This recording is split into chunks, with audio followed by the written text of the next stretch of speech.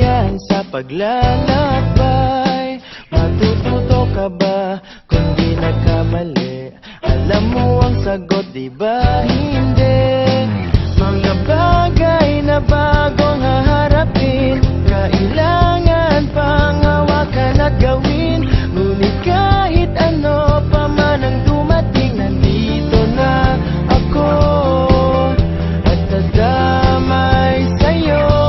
Mula ngayon, di ka na mag-iisa.